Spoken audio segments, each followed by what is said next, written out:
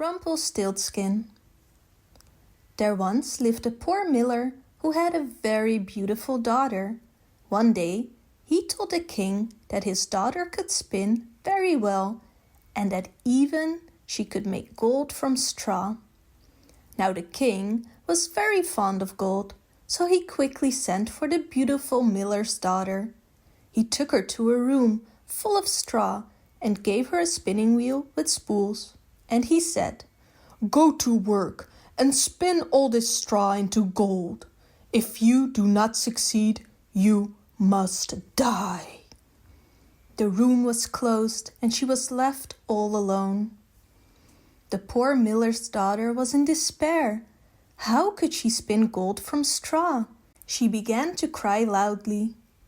Suddenly the door opened and a small man entered. He said, "Good evening. Why are you crying so hard?" "Oh," said the girl, "I have to spin gold from straw and I can't do that." Then the little man said, "What will you give me if I do it?" "My necklace," said the girl. The little man took the necklace and started to spin. Prt, prt, prt. And after 3 times the coil was full. He went on like that all night. In the early morning, all the straw was gold. When the king came to see it, he was very surprised and immediately wanted more gold.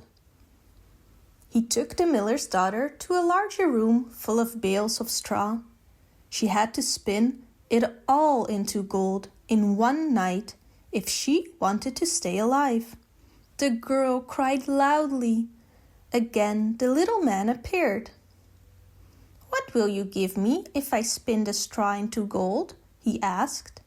"My ring," said the girl. The little man worked all night, and the next day all the straw had turned into gold.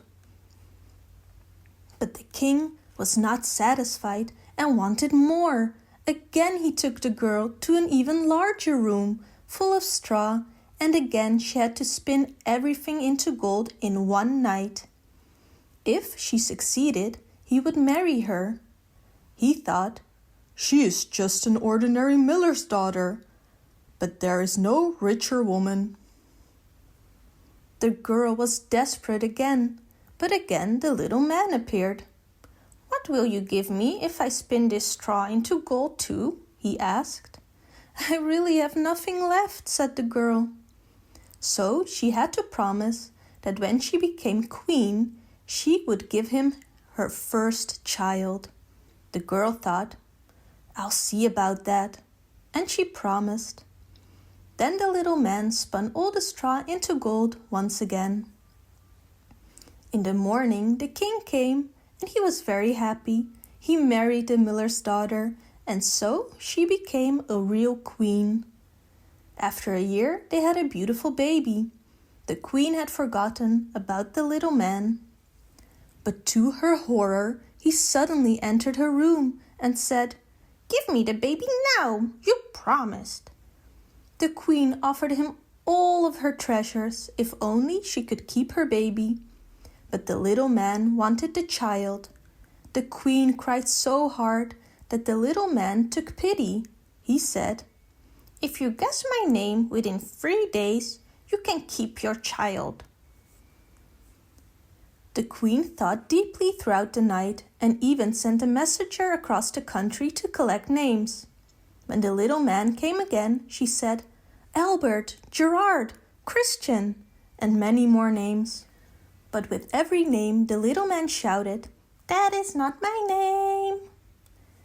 The second day, she went to ask around again. When the little man came, she mentioned very special names like Skinny Ribs, Sheepshanks, and Pegleg. But again, the names were wrong. On the third day, the messenger returned and said, "I have no new names, but when I came to a place in the forest where the foxes and hares wish each other good night, I saw a little house. A fire was burning there, and round the fire jumped a little strange man, and he called out, 'Today I'll bake, tomorrow I'll brew, the next I'll fetch the queen's new child. Still no one knows, it's just the same, that Rumpelstiltskin is my name. How happy the queen was to know the name at last!